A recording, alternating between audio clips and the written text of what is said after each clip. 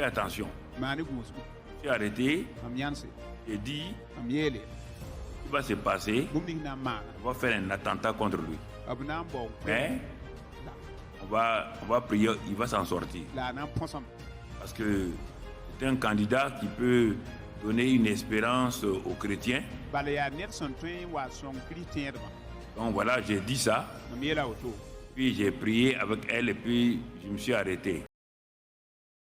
Bienvenue à toi sur ma chaîne. J'espère que tu vas bien, c'est avec un grand plaisir. Donald Trump président. Alors vraiment, Donald Trump président, je ne sais pas comment il a fait. Mais il est fort, c'est très très fort. Avec une campagne d'information à plus de 80 voire 90% étant négative sur la personne, le présentant comme un homme raciste, un président odieux, avec des stars comme Beyoncé, des Obama, des grands rappeurs qui venaient soutenir Kamala Harris avec des personnalités importantes. Comment est-ce que Donald Trump a fait pour non seulement gagner le cœur de la population, mais aussi avoir les votes des grands électeurs? Est-ce que son élection est une bonne chose pour nous? Quand je dis nous, je m'adresse aux chrétiens d'abord parce que je suis d'abord chrétien. La Bible dit qu'en l'homme, c'est d'abord l'esprit, donc je suis d'abord chrétien. Mais aussi pour toute la population africaine. Est-ce que c'est une bonne chose pour les chrétiens du monde entier? Est-ce que c'est une bonne chose pour nos pays africains? On voit ça tout de suite sur Kinamo.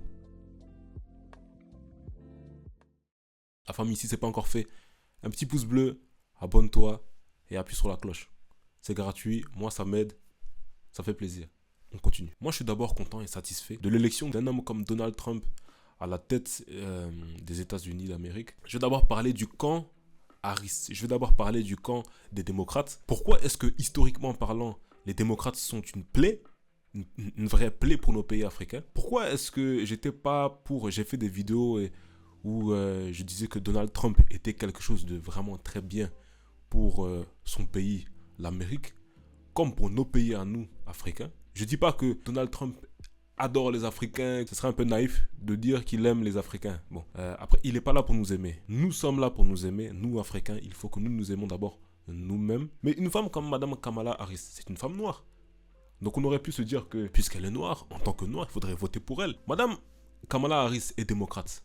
J'aimerais parler de ce parti, parce que c'est une démocrate. Moi, elle, je ne la connais pas personnellement. Les démocrates ont été historiquement dangereux pour l'Afrique. De ce que je sais que Bill Clinton est celui qui a commencé à soutenir M. Kagame.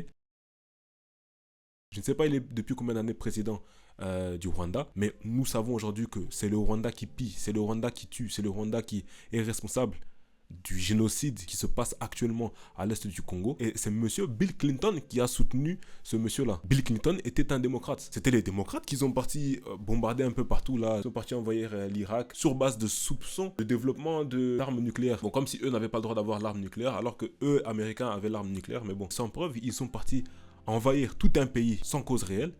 Et au final, ben c'est pas grave. Il y a des vidéos où il affirme que c'était une erreur.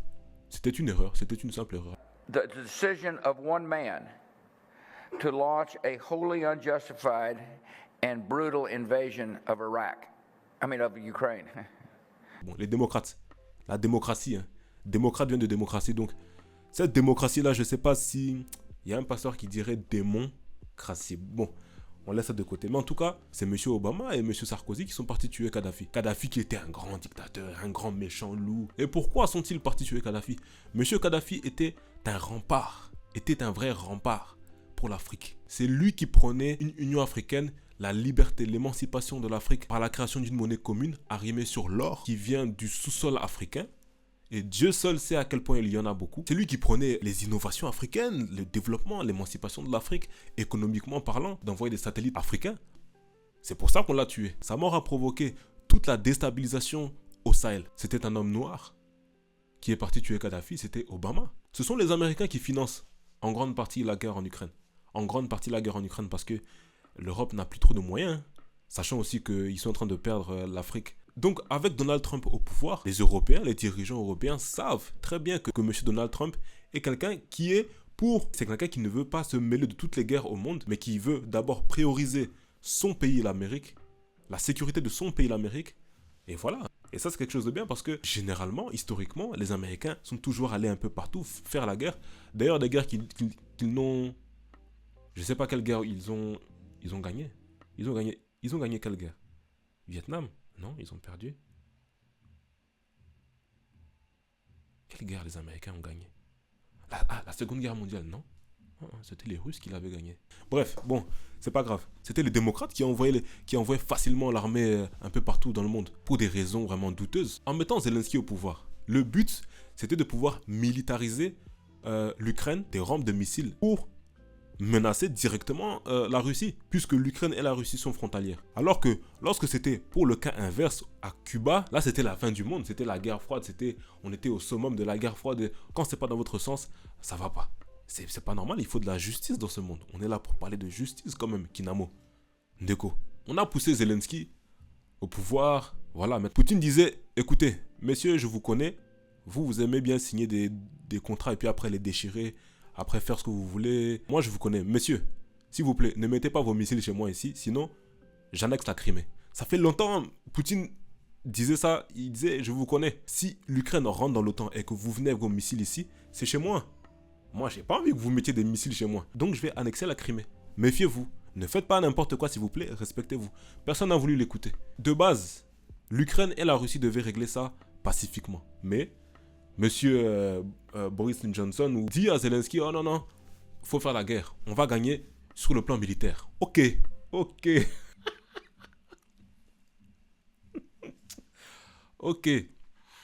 Et puis, on a un président ici, M. Macron, qui est prêt à envoyer des hommes à la guerre, qui est prêt à soutenir l'Ukraine militairement sur le terrain. Je crois que selon les études, selon les expertises, l'armée française pourrait tenir une guerre comme celle que l'Ukraine connaît pendant à peu près 2 semaines. 2 semaines, voire 3 semaines. On fournit des armes de guerre et en même temps, on n'est pas des co-belligérants. Mais bien sûr que si. Tout le monde le dit, Biden le dit, tout le monde le dit. Tout le monde a très très peur d'entrer en conflit direct avec la Russie. Mais nous sommes en conflit. Alors pour l'instant, Poutine n'a pas encore choisi ni le lieu ni l'heure. Mais si vous rentrez dans une coalition contre la Russie, il est bien évident que la Russie, à un moment donné, va s'occuper de nous. Avec l'effectif de l'armée que nous avons aujourd'hui. 2 semaines. 3 semaines. Une guerre que la Russie a déjà gagnée par anticipation. Oh non, on va tout bloquer en Russie. Monsieur Poutine, il est recherché. Leur économie va très bien, elle est en hausse.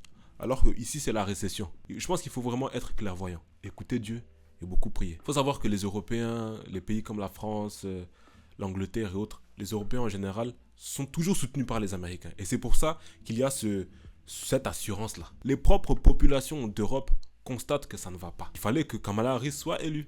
Mais Kamala Harris n'a pas été élue. Les plans des hommes ne sont pas les plans de Dieu. Je pense que durant ce moment-là, dans nos pays africains, on peut voir un relèvement. On peut se défaire des contrats bizarres servant à servir, à annihiler nos pays, servant à vampiriser, à détruire, à piller nos pays. Repasser des vrais contrats légitimes et justes afin de voir une émancipation de nos économies africaines. Parce qu'aujourd'hui, la colonisation a une forme économique. Bien qu'il n'y a plus de fouet, mais il y a le fouet économique. Le franc CFA n'a rien à faire sur le territoire africain. Le franc CFA n'a rien à faire, c'est un franc CFA. Dans franc, il y a français. C'est pas une monnaie pour les Africains, par les Africains. On peut sortir des institutions comme la CPI qui ne condamnent que les dirigeants africains, alors que Bush est là-bas, il n'a jamais été condamné, mais seulement des présidents africains. On peut penser à la transformation de nos propres matières premières sur nos sols africains afin de pouvoir avancer. Vous savez, moi je suis en France, je viens de la diaspora. Je ne suis pas expert d'Afrique, je ne suis... Non. Mais je suis africain, le sang qui est là, c'est le sang des Africains. Donc je me soucie de ma patrie. Patrie veut dire terre des ancêtres. Mes ancêtres sont congolais, ils sont angolais. Avant même que ces pays même existent, parce qu'ils n'ont pas été dessinés par nos propres ancêtres, ils ont été dessinés par d'autres ancêtres. Donc voilà. Mais il faut aussi rappeler, je parle à tous les afro-descendants de la diaspora, tant qu'en Afrique, tant qu'il y aura encore des guerres que nous n'avons pas créées d'ailleurs, tant qu'il y aura encore des déstabilisations, tant qu'il y aura encore du pillage, tant que nos pays n'iront pas bien, sachez partout dans la diaspora que vous ne serez jamais respectés. On nous respectera lorsque l'Afrique sera respectée. Partout dans le monde, c'est la même chose. Partout dans le monde, vous verrez des vidéos où des Noirs se font frapper simplement parce qu'ils sont noirs, où des Noirs se feront insulter simplement parce qu'ils sont noirs, où des Noirs se feront tuer simplement parce qu'ils sont noirs. Pourquoi? Parce qu'en Afrique, c'est toujours la même chose. Moi, je pense que la parole de Dieu nous pousse à être patriotes. Je ne pense pas que la parole de Dieu nous pousse à oublier notre identité, à rêver. Non. J'ai plein d'exemples dont on parlera dans les prochaines vidéos d'hommes dans la Bible qui ont été patriotes. Dieu aime le patriotisme. Dieu aime lorsqu'on se soucie des siens. Et vous savez, tout ce qui se passe dans ce monde s'explique de manière spirituelle. Des philosophes, des scientifiques, des historiens, c'est très bien, c'est très très bien. Mais vous savez, tout de ce monde physique s'explique dans le monde spirituel.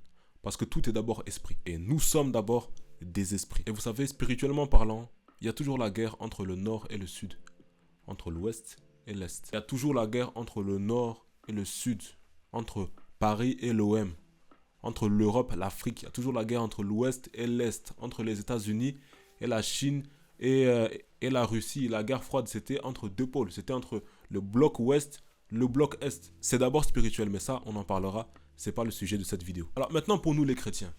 En quoi est-ce que l'élection de Donald Trump est une bonne chose pour nous? Monsieur Donald Trump s'est entouré de pasteurs. Il s'est entouré de pasteurs qui ont prié pour lui. Vous savez, en Amérique, c'est pas comme ici. D'ailleurs, c'est ce qui explique la position élevée vis-à-vis de l'Europe des États-Unis. Si vous voulez être président, vous jurez sur quoi? Vous jurez sur la Bible. Tu veux être président d'Amérique, tu jures sur la Bible. Dans leurs tribunaux, ils mettent « In God we trust ». En Dieu nous croyons. Si tu ne crois pas en Dieu, c'est ton problème. Même si vous voyez plein de choses qui ne vont pas dans ce pays, vous sentez qu'il y a cette culture-là d'honneur envers Dieu.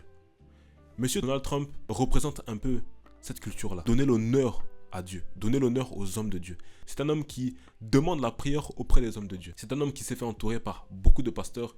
Et ce n'est pas la première fois. C'est quelqu'un qui pense d'abord à l'Amérique, comme je l'ai dit. Et donc, il pense beaucoup moins globalisme. Ce qui fait qu'il met un frein au projet du nouvel ordre mondial, qui est un projet totalement démoniaque, visant à favoriser l'installation, l'implantation, l'avènement de l'antéchrist.